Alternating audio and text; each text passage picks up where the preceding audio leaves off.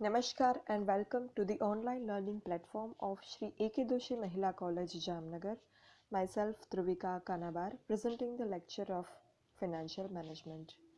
નાણાકીય સંચાલનમાં આપણે યુનિટ 4 એમાં જે બે પાર્ટ છે નવી નાણાકીય સંસ્થાઓ અને નવા નાણાકીય સાધનો એમાંથી આપણે second part new financial instruments વિશે ડિસ્કસ કરી રહ્યા હતા, જેમાં આપણે ઘણા બધા ઇન્સ્ટ્રુમેન્ટ્સ વિશે ડિસ્કસ કરી લીધું છે અને લાસ્ટ વન જે ડેરિવેટિવ્સ નામનું ઇન્સ્ટ્રુમેન્ટ છે એના વિશેનું ડિસ્કશન આપણે કન્ટિન્યુ કરી રહ્યા હતા. એમાં આપણે ડેરિવેટિવ્સના મિનિંગ અને ઇન્ટ્રોડક્શન અને અમુક ડેરિવેટિવ્સ વિશેની અગત્યની બાબતો વિશે ઓલરેડી ચર્ચા કરી લીધી છે. Now we are going to discuss about types of derivatives. હવે આપણે ડેરિવેટિવના પ્રકારો વિશે ડિસ્કસ કરવાના છીએ. So there are 4 types mainly: forward, future, option and swap. આ બધા જ ટાઈપનું જે છે એ આપણે વન બાય વન ડિસ્કશન કરવાના છીએ. So first of all let us discuss about swap. હવે એઝ આ જે ટાઈપ છે એ તમારે ઇંગ્લિશ અને ગુજરાતી બેમાં સેમ જ છે, મતલબ ગુજરાતીમાં પણ આમ જ ટાઈપ જે છે એ તમારે આવે છે, એટલે મેં જે છે એ ટાઈપ અહીંયા ઇંગ્લિશમાં જ લખેલા છે. સ્વેપની જ્યારે આપણે વાત કરીએ તો સ્વેપ એ એક એવો કરાર છે જેમાં ભવિષ્યની ચૂકવણી માટેના વ્યવહારો વિરુદ્ધ સ્થિતિના સંદર્ભમાં સમાન સ્થિતિને અનુલક્ષીને વર્તમાન કિંમતોના સંદર્ભે જોખમ ઘટાડી શકાય એ માટે સ્વેપના સોદા કરવામાં આવે છે.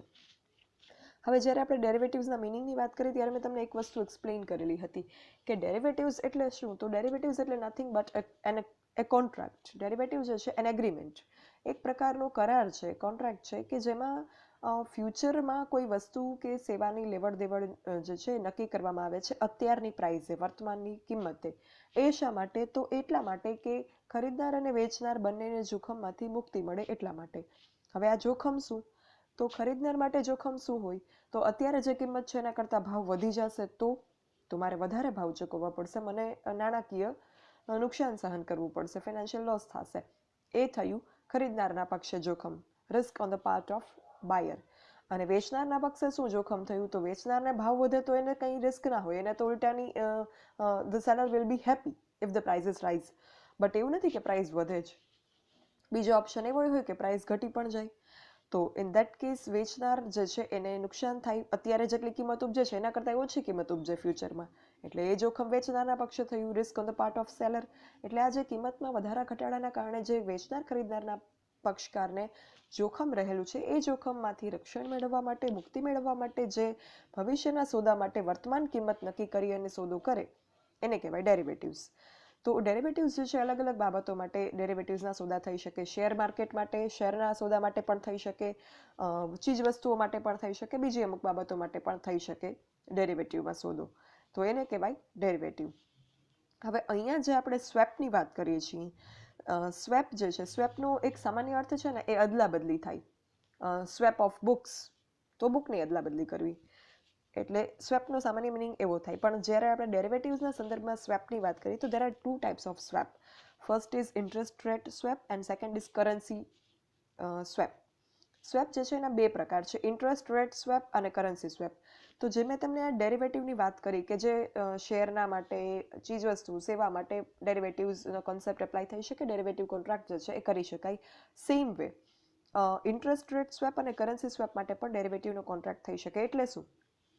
તો ઇન્ટરેસ્ટ રેટ, વ્યાજનો દર, તમને બધાને ખબર છે as a student of commerce કે ઇન્ટરેસ્ટ રેટ જે છે ઇટ ઇઝ ફ્લક્ચ્યુએટિંગ. ઇન્ટરેસ્ટ રેટ ક્યારેય સેમ ના હોય, એ અલગ અલગ સંજોગો એના ઉપર અસર કરતા હોય અને ઇન્ટરેસ્ટ રેટમાં વધારો ઘટાડો શક્ય છે. It is possible that interest rate may go high or interest rate May fall down. It is possible. Interest rate જે છે એમાં પરિવર્તન શક્ય છે ઘણી બધી પરિસ્થિતિઓને આધીન રહીને.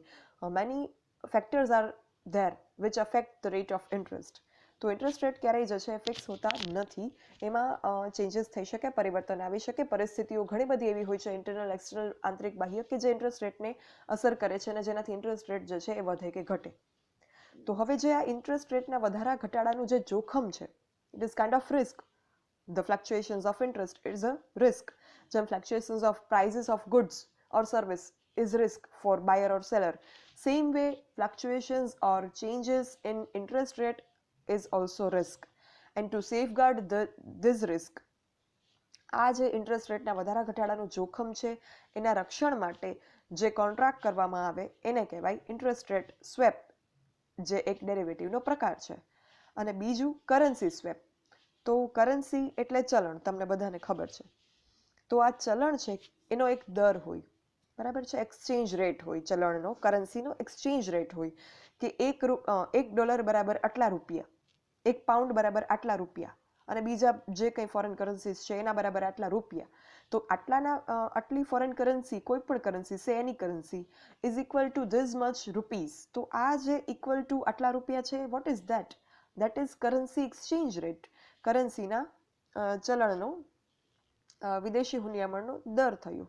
તો આ જે કરન્સી એક્સચેન્જ રેટ છે, જે ચલણ દર છે, એમાં પણ ધેર મે બી ચેન્જીસ. તમે જોતા હોય તો એવરીડે ચેન્જ થાય, અને અમુક વખત બહુ ચેન્જીસ છે એ મોટા હોય, અમુક વખત ચેન્જીસ માઇનર હોય, મેજર હોય, અમુક વખત મોટા નાના ચેન્જીસ થતા રહેતા હોય કરન્સીના ચલણ દરમાં.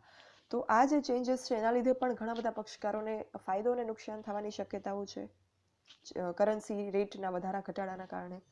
તો આ જે કરન્સી રેટમાં થતા વધારા ઘટાડાના કારણે ચલણ દરની કિંમતમાં જે વધારો ઘટાડો થાય છે, એના કારણે જે નુકસાની ભોગવવી પડે, નાણાકીય નુકસાન થાય, એના સામે રક્ષણ મેળવવા માટે to safeguard the interest against the fluctuations of currency rate prices, એના જે જોખમ છે એના સામે રક્ષણ માટે જે કોન્ટ્રાક્ટ કરવામાં આવે, જે એગ્રીમેન્ટ કરવામાં આવે, it is currency swap, which is also a type of derivative under swap. તો આ છે સ્વેપ. સ્વેપ એક એવો કરાર છે જેમાં ભવિષ્યની ચૂકવણી માટેના વ્યવહારોમાં વિરુદ્ધ સ્થિતિના સંદર્ભમાં સમાન સ્થિતિને અનુલક્ષીને વર્તમાન કિંમતો સંદર્ભે જોખમ ઘટાડી શકાય છે. હવે વ્યાજદર સ્વેપની જો થિયોરિટિકલ વાત કરીએ, મેં તમને એક બેઝિક મિનિંગ સમજાવી દીધો બંનેનો. હવે આપણે થોડીક થિયોરિટિકલ વાત કરી લઈએ. તો ઇન્ટરેસ્ટ રેટ સ્વેપ, ઉછીના નાણાંની પડતર ભવિષ્યના પરિવર્તન સંદર્ભે ઘટાડવા આ કરાર કરવામાં આવે છે. ઉછીના નાણાંની પડતર એટલે શું? Cost of borrowed capital. Cost of borrowed capital શું હોય? તમે ઉછીના નાણાં લ્યો તો તમને ખર્ચ શું થાય? ખર્ચ તમને એ થાય કે તમારે વ્યાજ ચૂકવવું પડે. તો એ જે વ્યાજ ચૂકવવું પડે છે, આજે આટલા રેટમાં 10%માં ચૂકવવું પડે છે, કાલે 15%માં ચૂકવવું પડે, તો 5% વધારો, it is your expenditure, it is your loss. તો એ લોસ તમને ન ભોગવવો પડે વ્યાજના દરના વધારા ઘટાડાનો, જે વ્યાજ તમે ઉછીના નાણાંની પડતર માટે ચૂકવો છો. બોરોડ કેપિટલ તમે એક્વાયર કરી છે, એના બદલામાં જે તમે ઇન્ટરેસ્ટ ચૂકવો છો, એમાં જે ઇન્ટરેસ્ટમાં રેટમાં જે વધારો ઘટાડો થાય છે, એમાં તમને કંઈ નુકસાન ન થાય. To safeguard that risk you are undergoing into a contract. વર્તમાનમાં વ્યાજના દરો પરિવર્તનશીલ છે. જ્યારે વ્યાજના દરોમાં સામાન્ય બજારમાં થતા વધારા કે ઘટાડાના કારણે પેઢીને નજીકના ભવિષ્યમાં ચૂકવણી વખતે વ્યાજના દરના પરિવર્તનનું જોખમ ન ઉઠાવવું હોય કે રક્ષણ મેળવવું હોય, ત્યારે જોખમ ઉઠાવવા ઈચ્છતા પક્ષકાર સાથે કરાર કરી નિશ્ચિત સમયમાં વ્યાજના પરિવર્તનના કારણે વધતી પડતર કે ખર્ચના જોખમ સામે રક્ષણ મેળવી શકાય છે. Second one is currency swap. તો એનું પણ મેં તમને બેઝિક મિનિંગ એક્સપ્લેન કર્યું. હવે આપણે થોડીક થિયોરિટિકલ વાત કરી લઈએ. તો જેમાં બે પક્ષકારો બદલાતા ચલણ દરના જોખમ સામે રક્ષણ મેળવવા કરાર કરે છે અને ચલણ દરની કિંમતમાં વધારા કે ઘટાડાના બદલામાં ઉઠાવવી પડતી નાણાકીય નુકસાની સામે રક્ષણ મેળવે છે. જેના બદલામાં કરાર કરનાર પક્ષકારને જોખમ સામે રક્ષણ મેળવવાના બદલામાં જોખમ ઉઠાવનાર પક્ષકારને પ્રીમિયમ ચૂકવવાનું છે, એની પણ સમયમર્યાદા નક્કી હોય છે. તો આ જે કરાર થાય છે કરન્સી સ્વેપનો, એમાં જે જોખમ સામે રક્ષણ મેળવે છે, એ રક્ષણના બદલામાં એ પક્ષકારને કંઈક કિંમત ચૂકવવી પડશે. એ કિંમત એટલે પ્રીમિયમ. કોને કિંમત ચૂકવવી પડશે? તો કિંમત જે પક્ષકાર સાથે કોન્ટ્રાક્ટ થાય છે, કરાર જેની સાથે થાય છે, જે સામેનો પક્ષકાર છે, એને કિંમત ચૂકવવી પડશે. Very simple. ફાઇન.